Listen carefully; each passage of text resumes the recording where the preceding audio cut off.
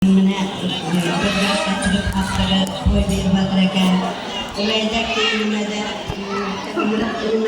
bo'lsin. Xudoyim tenkaday lablarayni mas'ullar birgacha. Mana qizimiz baxtli martabali qiz bo'ladi. Yendagi juftliklari ko'plari ko'p bo'lib, qizlari ko'p bo'lib o'zini yerda birgay. Bir oliy ma'lumotli o'qigan qiz bo'ladi. Kesak tilida havayimlar to'yga kelganmiz. Shu dunyodan kelganning bari yaxshi kunlarga buyursin. Qizlarning baxti bo'lsin. Assalomu alaykum aziz mehmonlar.